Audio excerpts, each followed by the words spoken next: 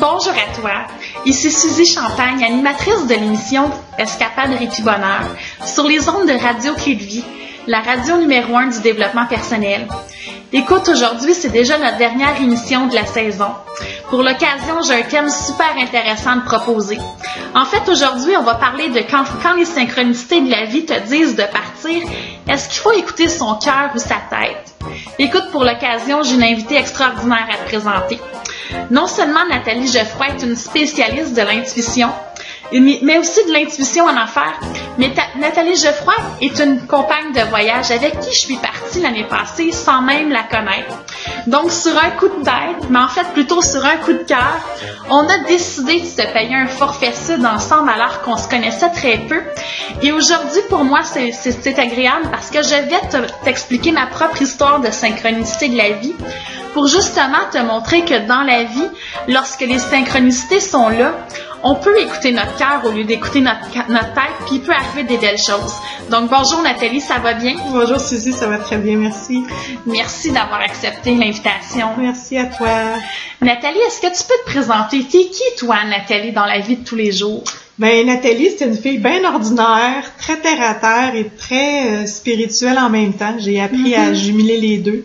Je suis en affaires, ça fait une vingtaine d'années, alors c'est quelque chose qui est naturel pour moi d'aider les entrepreneurs. Et de plus en plus, je les aide, comme tu disais tantôt, au niveau de l'intuition, d'intégrer l'intuition en affaires.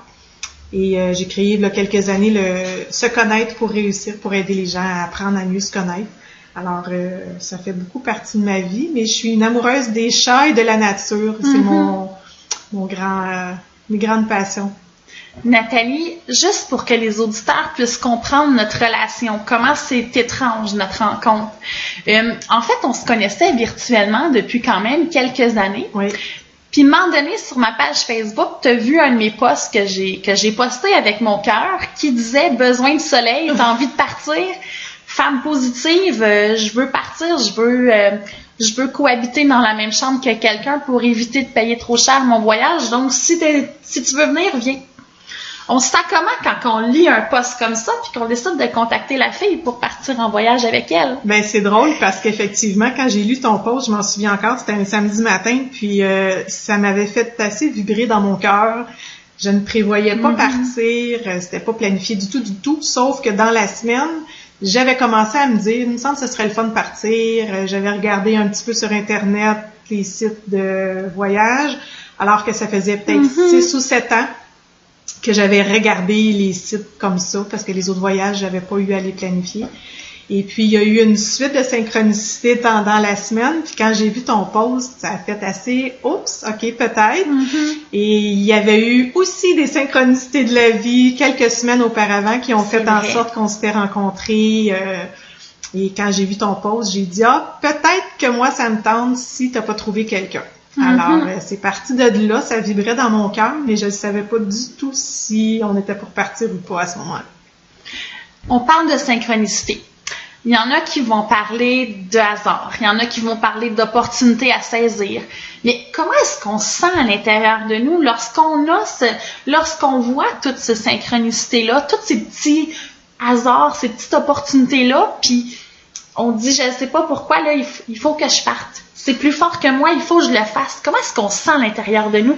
Parce qu'on a quand même notre petit démon intérieur qui nous dit, ben voyons donc, c'est pas rationnel, t'as connais pas, il peut arriver toutes sortes de choses. Donc, comment est-ce qu'on se sent là, quand on ressent cet appel divin-là, si on peut l'appeler comme ça? Ben en fait, je dirais que c'est beaucoup un apprentissage. Ça fait plusieurs années que je fais ça pour moi, pour trouver c'est quoi les endroits où justement c'est le plus facile, ou d'apprendre à travailler avec son corps, d'observer son corps, et à ce moment-là, ben je sentais vraiment que la petite fille en moi était bien contente de dire « Oh, ça serait une belle aventure », alors que c'est totalement pas moi de partir avec quelqu'un que je connais pas, et encore moins partager la chambre, ce que je ne fais même pas avec ma propre famille quand on part en vacances ensemble. C'est vrai. Je dis tout le temps non, moi je garde ma chambre toute seule parce que j'ai fait un voyage avec ma famille il y a quelques années, puis mon chum pouvait pas venir. Et il n'y a pas personne d'autre de mes frères, sœurs, neveux, nièces qui ont partagé ma chambre. Je voulais ma chambre tout seul. Alors je savais bien que c'était comme pas moi, mais en même temps, ça me parlait fort à l'intérieur, que c'était quelque chose qui était important. que j'avais une belle occasion à saisir et de rencontrer une belle âme, si je peux dire ça comme ça. Et je me souviens, une petite anecdote en passant, tu me dis pendant qu'on était en voyage que la seule personne avec qui t'en avais parlé, c'était ta sœur.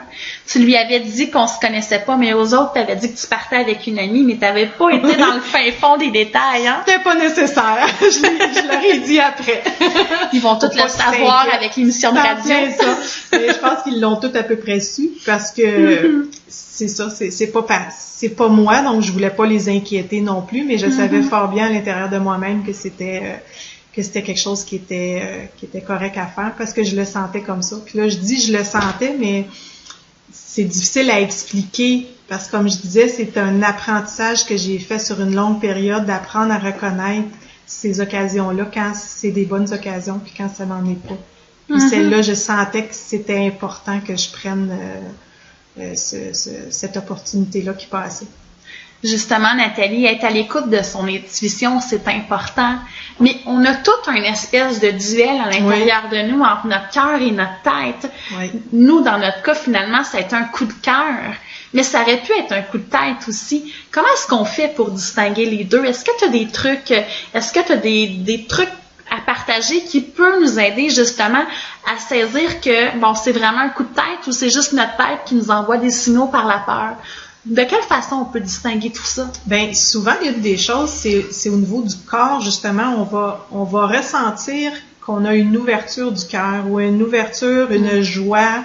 Là, je fais des gestes, on me voit pas, là, mais je fais des gestes avec mes bras qui est comme l'expansion. On va sentir une joie à l'intérieur de nous qui est fébrile, qu'on va se sentir comme le petit enfant en nous, là, qui est content. Puis, quand c'est des peurs qui vont être présentes ou c'est vraiment le rationnel qui va embarquer, va dire, ben là, qu'est-ce que tu fais là? Partir avec quelqu'un que tu connais presque pas, c'est bien, il peut arriver telle chose. On va sentir une contraction de notre corps. Et souvent, c'est une façon de savoir que, OK, c'est une bonne chose et ou non, ça ne l'est pas. Ouais. Mais il y a ça, mais il y a aussi un ensemble. On parlait de synchronicité tantôt, mais dans mon cas, il y a eu plusieurs choses pendant la semaine qui ont fait en sorte que quand j'ai lu ton post le matin, c'était comme une évidence qui venait se rejoindre à ce que j'avais vécu pendant la semaine. Et c'est souvent ça qui va se passer, parce qu'une synchronicité, c'est une suite d'événements. Donc, quand on est à l'écoute de ce qui peut se passer, on va voir que ça va nous parler.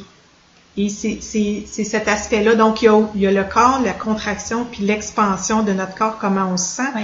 Mais il y a aussi toutes les petites choses autour qui viennent se raccrocher, qui vont faire en sorte que, ben oui, ça a bien de l'allure. C'est ce qui m'a permis, moi, de dire, oui, quand j'ai lu le post, c'est intéressant, ça me parle beaucoup, mais j'avais vécu plusieurs choses pendant la semaine qui étaient liées au fait que j'avais besoin de vacances, que j'avais regardé des sites, puis c'était pas dans c'était pas naturel. Donc, c'est souvent des choses qui vont arriver que c'est pas quelque chose qui font partie de mon quotidien. Donc, je sais pas si c'est clair, cet aspect-là d'expansion puis de contraction au niveau de son corps. Oui. Mais donc, si je comprends bien, l'intuition, à la base, c'est une vibration dans notre cœur qui nous apporte un espèce d'élan qu'on comprend pas trop pourquoi, mais que ça nous arrive. Oui. Puis, pour confirmer que notre intuition est bonne ou pas, mais là, il faut être à l'écoute de tous les petits signes qu'on vit au quotidien. Oui, c'est ça. Puis c'est un apprentissage. C'est vraiment pas quelque chose, d'après moi, qui se fait en claquant des doigts, là. Malgré qu'il y en a probablement que c'est comme ça, puis ils savent pas que c'est ça. Moi, ça m'a pris du temps. J'étais très, très intuitive quand j'étais jeune. J'ai mis le capot, comme je disais, comme j'ai dit souvent, sur j'ai mis le capuchon sur le presto pendant de nombreuses années, puis j'ai réappris à utiliser mon intuition et à être à l'écoute de ça. Et les synchronicités font aussi partie de l'intuition, là. C'est comme des événements qui viennent s'ajouter aux observations qu'on fait. Mais c'est un apprentissage de faire ça.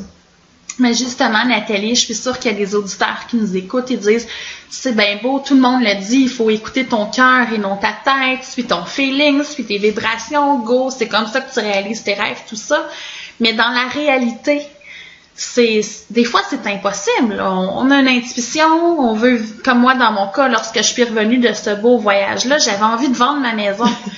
C'est bien beau écouter mon cœur, de dire vends ta maison, réalise ton rêve, achète une auberge. Mais dans les faits, moi, appeler monsieur le banquier, ça se passe pas nécessairement comme ça. Non. Donc, même si on a notre intuition, ça m'amène à te poser cette question-là. Est-ce qu'on est capable de planifier un projet qui part d'intuition, de dire je vais le faire, là, mais je vais quand même le planifier dans le temps? Effectivement. Des fois, ça peut être pour les autres, ça peut avoir l'air d'un coup de tête, ce qu'on a fait comme voyage. Oui. Alors que nous, on savait que, en tout cas de mon côté, je pense que toi aussi, ça a été un coup de cœur, parce que tu aurais pu dire non, je pars pas de toi. Ça a été un coup de cœur des deux côtés, mais ça aurait pu pour les autres paraître un coup de tête. Et pour l'auberge, c'est la même chose. On peut, l'auberge ou les rêves que vous pouvez avoir qui viennent d'un coup de cœur comme ça, la tête va venir aider à planifier tout ça. C'est vrai. C'est un travail d'équipe. C'est un travail d'équipe entre le cœur et la tête. Le cœur vibre à dire oui, je veux mon auberge ou oui, je vis tel rêve. Mais ça se met pas toujours en place du jour au lendemain. Il y a plusieurs choses qui peuvent se faire rapidement comme ça, mais il y en a d'autres qui vont partir d'une vibration tellement forte de dire je veux vendre ma maison mais que j'arrive. Sauf que ça va être justement nourri par différentes actions pour arriver à ton rêve d'avoir ton auberge à un moment donné. Vrai. Et là, à partir de ce moment-là, tu vas voir, puis je pense qu'il y en a eu aussi à différents niveaux dans ta vie, d'autres synchronicités qui vont avoir lieu et qui vont converger vers le rêve. C'est vrai. Fait que c'est la même chose pour les auditeurs. Quand vous avez un rêve qui part de votre cœur puis que vous voyez pas maintenant la possibilité de le faire, mais c'est de garder à l'esprit que ce rêve-là, il est pas impossible et de mettre en place les actions à ce moment-là. Et vous allez voir qu'il y a des synchronicités qui vont justement se greffer au cours des semaines, des mois, pour arriver au rêve au rêve ultime, que ce soit dans notre cas qui était partir en vacances assez rapidement, et pour un autre que le rêve peut être plus loin, mais la vibration du cœur de départ, elle va être... j'ai perdu mon idée, ça va être... la tête, c'est ça, elle va pouvoir venir aider à planifier. C'est vrai. Mais dans le fond, je pense que qu'est-ce qui est important, juste pour clore ce sujet-là, c'est notre tête, souvent, elle va dire, ben non, c'est pas une bonne idée, là, oublie ça, là. Puis là, on va oublier ça, justement, parce que notre tête nous dit ça. Moi, je pense que c'est de faire de notre tête et de notre cœur un travail d'équipe, de converger dans la même direction, de dire, OK, mon cœur me dit de faire ça, ma tête me dit que c'est pas réaliste, mais de quelle façon est-ce que ma tête peut aider à travailler avec mon cœur pour rendre mon projet réaliste dans la réalité, si on veut, là. Mais ça va être de faire des petites actions en conséquence de ce qu'on veut, où on veut arriver. Et les portes vont s'ouvrir, de toute façon, parce que quand on a un rêve qui vient vraiment du cœur, que c'est pas un rêve de tête, et que c'est pas un rêve pour quelqu'un d'autre, parce que souvent, il y a des rêves parce qu'on veut faire plaisir aux autres. Ceux-là, habituellement, ils sont plus difficiles à atteindre parce que c'est pas notre propre essence. Et quand notre propre essence est touchée au niveau de notre cœur, les portes vont s'ouvrir en fonction des actions qu'on va faire. C'est vrai. Mais ça prend du courage faire ça. C'est pas quelque chose qui est facile puis qui va arriver du jour au lendemain, là. Parce que suivre ces synchronicités-là ou suivre son cœur, suivre son intuition, ça prend du courage parfois. Oui, des choses qu'on va faire qui vont nous sortir de notre zone de confort, comme moi j'ai fait. Mais je le savais tellement dans mon fort intérieur que c'était important et que j'avais besoin d'être là, autant pour moi que pour nous. Finalement, on a eu un super beau voyage ensemble, mais quand on le sait, dans le fond de notre cœur, on avance à ce moment-là vers... Oui. Je veux toucher une autre partie de notre voyage, Nathalie, pour aider certains auditeurs. Écoute, nous autres, on ne se le cachera pas, ça a été un voyage de dernière minute. On a planifié le tout, je pense, en 2 semaines. La majorité des gens, ils planifient dans le temps leur voyage. C'est rare que quelqu'un va partir comme ça là, avec ses valises, puis je m'en vais, je sais pas où, sur la planète, tant mieux. Il y en a qui sont proactifs, mais c'est rare. Comment est-ce qu'on fait pour planifier un voyage dernière minute avec le peu de laps de temps? Parce que quand même, on était planifié, là, on avait tout dans notre valise. On avait regardé les bonnes choses, on avait fait des recherches sur Internet. Tout ça, un truc pour faciliter cette planification-là dans un court laps de temps? Ben, Je pense que notre bagage aussi d'avoir déjà fait des voyages a peut-être aidé. Moi, j'avais déjà des outils qui étaient prêts puis que j'utilisais mes outils. J'ai des listes, je me fais des listes quand je pars en vacances. Alors là, ça a été facile. J'ai sorti la liste la dernière fois que j'avais faite, puis j'ai pu l'utiliser rapidement pour faire mes bagages. Donc, à dernière minute, c'était facile, autant que quand on a le temps de le faire, on s'assure que tout est là. Mais dans mon cas, en tout cas, ce que ça a été, c'est qu'une fille hyper organisée, comme tu dis, c'est pas quelque chose qui est facile à faire, ça. Et j'ai appris beaucoup dans les dernières années, la flexibilité et à apprendre à être spontanée. Mais parce que j'ai décidé que je voulais faire rentrer la magie de la vie dans ma vie. C'est quelque chose que je dis, ça, maintenant. La magie de la vie, là, si t'es toujours planifié au quart de tour, elle rentrera pas. Tu pourras pas, tu vas lui manquer ces opportunités-là. Alors, j'ai appris la flexibilité, la spontanéité, puis le lâcher prise dans les dernières années. Donc, ça m'a permis de pouvoir partir à la dernière minute, même si je suis une fille hyper organisée, qui était pas organisée parce qu'elle savait pas la semaine d'avant qu'elle partirait en vacances. Ben, c'est ça. Ça a été comme une semaine rock'n'roll de plaisir de mettre en place tout ça. Et justement, on en a parlé aussi un peu plus tôt, ça va un peu dans cette même gamme de questions-là. On se connaissait pas. On se connaissait virtuellement, on savait qu'on était deux personnes positives, mais on se connaissait pas. Ça s'est très bien passé, mais ça aurait pu être la catastrophe totale, là. Donc, comment est-ce qu'on fait pour décider de partir avec quelqu'un qu'on connaît pas? Est-ce que tu as des trucs pour justement aider les auditeurs qui prennent cette décision-là à s'adapter à sa nouvelle compagne de voyage? Ben, dans notre cas, on a mis nos limites dès le départ. C'est vrai. On a établi, moi, c'est super important, c'est quelque chose que je fais toujours de toute façon quand de verbaliser ou d'exprimer ce que je ressens ou des choses qui peuvent aller ou qui peuvent moins bien aller. Donc, on a mis dès le départ nos priorités, comment on fonctionne, puis est-ce que ça va avec l'autre. Sinon, on ne les aurait pas acheté les billets, mais ça, on l'avait fait dès le départ. Donc, exprimer à l'autre nos intentions, puis je pense que le respect puis l'ouverture, la communication, dans ce cas-là, c'est super important quand tu connais moins la personne. Oui. Mais même quand tu connais la personne, j'ai entendu souvent des gens qui partaient ensemble, puis finalement, ils se connaissaient, ils sont revenus, puis ils n'avaient pas passé des belles vacances parce qu'ils n'avaient pas établi dès le départ c'était quoi le type d'intention de vacances qu'ils voulaient. Mais c'est vrai, si, mettons, tu es une personne de party, puis que tu penses que l'autre personne est de party, puis finalement, elle passe sa semaine avec son livre, ça peut offusquer l'autre personne. Donc, tout est une question de communication. Exactement. Aussi. Oui. Alors, c'est ce que nous, on a fait dès le départ. Moi, je le savais qu'en partant en vacances, j'allais m'écraser, comme on dit, sur la chaise longue. Fait que si tu avais été une personne qui aurait voulu faire plein d'activités avec moi, ben, t'aurais probablement pas apprécié le voyage en sachant que, finalement, moi, je fais rien, je m'assois sur ma chaise puis je relaxe. C'est vrai. Mais ça a été établi dès le départ. C'est vrai. Puis, dans notre cas, ça n'a pas été notre cas, mais en tant que coach, si, mettons, la personne, bon, ils établissent leurs limites, ils savent qu'ils vont communiquer, mais là, tu arrives sur le tas, là, puis là, ça ne fit pas pantoute au niveau du comportement avec l'autre.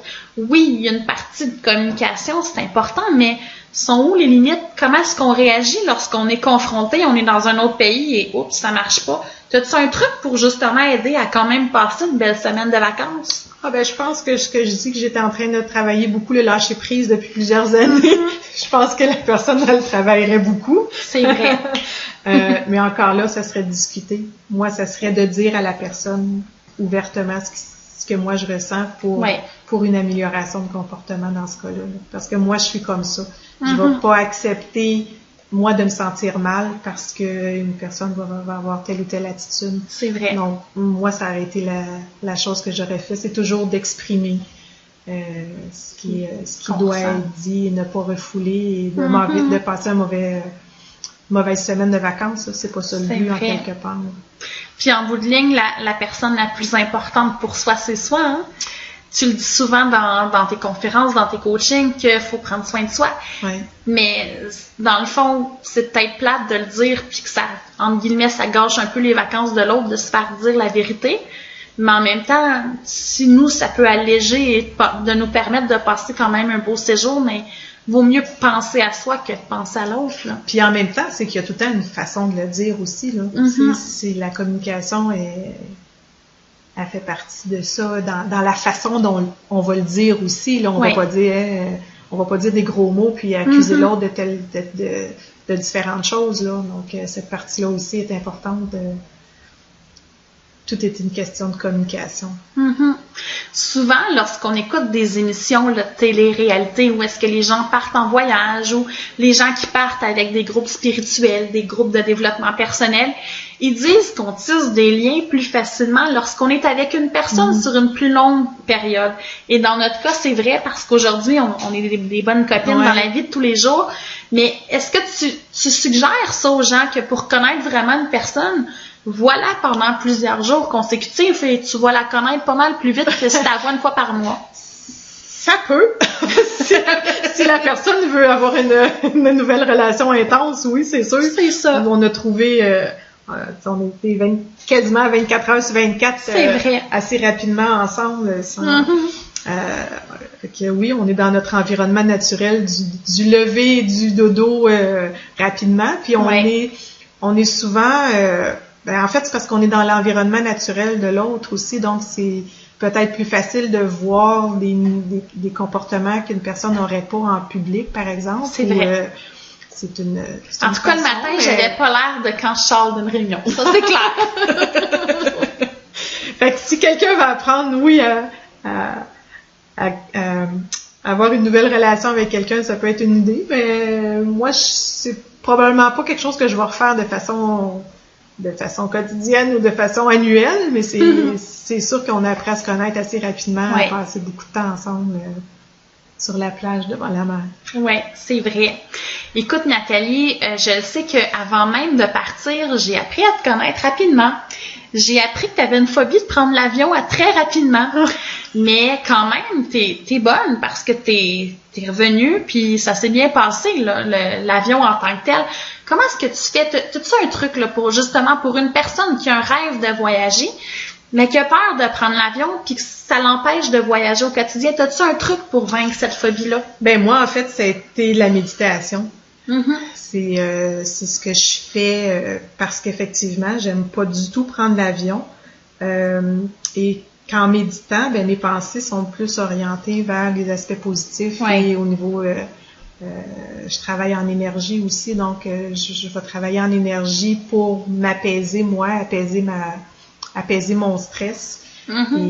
Et en même temps, ce voyage-là était tellement dans les synchronicités du début à la fin, là, sur toute la ligne, que ça l'a aussi contribué dans mon cas à apaiser mon stress, que c'était correct que je prenne l'avion. Mais sinon, d'autres trucs, moi, c'est celui que j'ai trouvé pour réduire mon stress au niveau de l'avion. Puis, une chose que j'avais déjà entendue aussi, c'est au niveau des accidents. C'est sûr que quand on entend les accidents d'avion, c'est tellement gros, ça fait tellement peur. Mais il n'y en a pas tant que ça. Mais il n'y en a pas tant que ça. Fait que si ça peut aider les gens, les statistiques d'accidents de voiture sont beaucoup plus élevés. C'est sûr qu'il y a plus de voitures sur la route, mais au niveau statistique, pourcentage, le nombre d'accidents de voiture est plus élevé que les avions, mais ça reste que je préfère la voiture qu'à l'avion. Oui. Mais quand je dois prendre l'avion, le truc que j'ai trouvé, moi, c'était de méditer puis travailler au niveau énergétique pour réduire mon stress. Justement, Nathalie, avant de conclure l'émission, on a vraiment une anecdote de voyage qui est assez particulière. On ne s'est pas chicané, le voyage s'est très bien passé. Par contre, t'es partie 2 jours avant moi et t'es venue me chercher à l'aéroport. Donc, quand moi, je suis arrivée dans ma famille et que ma mère savait que je partais avec une pure étrangère et qu'elle m'a dit « Ça s'est bien passé ton voyage », j'ai dit « Oui, tout s'est bien passé. Qui est venu te chercher? La fille avec qui je suis partie? » C'est un peu bizarre comme situation. Donc, est-ce que tu peux nous raconter qu'est-ce qui s'est passé exactement? Oui, en fait, c'est que j'ai été malade pendant la semaine. On a eu une très belle semaine, mais j'ai souvent des problèmes... quand je vais à Cuba au niveau de l'alimentation. Et cette fois-ci, j'avais eu quelque chose à la gorge, entre autres. Et je ne filais pas bien et j'avais donc l'intention de repartir plus tôt pour venir à la clinique au Québec au lieu d'aller à la clinique à C'est Cuba, vrai. malgré qu'on sache qu'ils ont des bons soins. Et comme mon anglais est pas très fort, j'avais plus de réticence à vouloir aller à la clinique à Cuba, malgré que c'est tout inclus dans le voyage souvent. Alors, j'avais vu à l'entrée de l'hôtel qu'il y avait un autre avion qui partait le jeudi. Nous, on devait partir le samedi, C'est ça. le retour à la maison. Puis, j'avais vu que le jeudi, il y avait un avion du même transporteur que nous qui revenait à Montréal. Et je me suis dit que je t'en avais parlé, puis je t'ai demandé, ça te dérange-tu? Moi, je pense que j'aimerais repartir jeudi. Et donc, je suis allée voir la personne responsable de notre voyage, puis j'ai demandé si je pouvais faire le changement. Alors, j'ai pris l'avion le jeudi seule, que j'avais jamais fait non plus. Alors, j'ai beaucoup médité pour revenir seule. Ça a super bien passé. Et donc, c'est ça, je suis revenue le jeudi et je suis allée te chercher à l'aéroport le samedi. Mais Nathalie, comme quoi c'est fort, hein, les demandes à l'univers qu'on fait, parce que tout le début des vacances, te dis, moi, partir 4 jours, c'est parfait. Oui. Après 4 jours, je commence à m'ennuyer de ma petite routine et t'es resté 4 jours, finalement. Effectivement. Donc, tout ça pour dire que lorsqu'on fait des demandes à l'univers, elles doivent être claires, elles doivent être précises, parce que on ne sait pas comment l'univers va interpréter notre demande si c'est pas clair et précis. Oui, c'est ce que je dis toujours. Et de toute façon, si j'avais vraiment aimé les vacances, pas que j'ai pas aimé les vacances, pas ça que je voulais dire. Si j'étais bien à vouloir rester, je serais restée. Je serais allée voir le médecin sur place. Mais comme pour moi, après 4 jours, je venais d'être ressourcée, j'avais eu ce que j'avais besoin et qu'effectivement, après 4 jours, d'habitude, je me dis, j'ai hâte de retourner chez moi. Ben, je suis retournée chez moi après 4 jours. Mais quelqu'un qui aurait aimé rester 7 jours, ben, il aurait pu rester quand même, là. C'est pas parce que j'ai pas eu les soins, c'est que j'ai décidé de prendre, justement, l'opportunité qu'il y avait un autre avion qui partait avant. Et c'est probablement quelque chose que je n'aurais pas fait avant. De décider de partir seule sur un vol qui était pas planifié, mais là, de dire, regarde, je vais faire la demande, s'il y a une place de disponible, ben, je vais repartir sur le vol de jeudi. Moi, je me sentais mieux de faire ça, d'aller à l'urgence chez nous le vendredi, puis tout était correct, finalement, tout s'est bien passé. C'est peut-être là que tu n'aurais pas été une bonne compagne de voyage pour les 2 derniers jours. Oui. Écoute, puis moi, dans le sens inverse, c'est assez stressant de rester seule dans un autre pays, mais j'ai fait ça comme une grande. Mais ça m'amène à te poser une dernière question. Est-ce que tu as une escapade citation? Est-ce que tu as une petite recette de bonheur ou une petite philosophie de vie qui fait en sorte que c'est ta maxime au quotidien que ça t'aide à avancer? Ben, je dis toujours, il n'y a rien qui arrive pour rien dans la vie. Puis rien n'arrive pour rien. Je dis ça depuis que je suis jeune. Il y a toujours une raison. On ne sait pas toujours pourquoi. Des fois, c'est des événements malheureux. Des fois, c'est des événements heureux. On ne sait pas toujours. On se demande, mais qu'est-ce qui m'arrive? Il y a toujours... il n'y a rien qui arrive pour rien. Donc, c'est beaucoup ça en quoi je crois. C'est vraiment beau. Si les gens veulent te joindre, je sais que tu offres des ateliers, du coaching, des conférences au niveau des entreprises, justement pour aider à éclairer l'individu. C'est où qu'on peut te rejoindre? As-tu un site Internet ou une page Facebook? Oui, mon site Internet, c'est nataliegeoffroy.com. Le numéro de téléphone, je pense que tu l'avais donné. Oui. Inscrit. Puis, c'est pas mal par le site Internet, là, toutes les informations sont là avec le lien Facebook. C'est ma page Nathalie Geoffroy se connaître pour réussir. Super. J'ai une page pratique professionnelle au niveau soins énergétiques également. Ben, je te remercie beaucoup, Nathalie, d'avoir été avec nous. Ça a été un pur plaisir. Merci, Suzy. Ça me fait plaisir. Donc, c'est ce qui conclut notre saison d'automne. L'hiver prochain, je t'attends toujours avec des thèmes aussi intéressants. Des petites escapades puis bonheur qui, j'espère, va mettre un petit peu de soleil dans ta vie. D'ici à notre prochaine saison, je te souhaite de prendre un temps d'arrêt loin de tout avec toi-même. Un petit moment de répit qui va t'apporter du bonheur au quotidien. Merci beaucoup et à bientôt.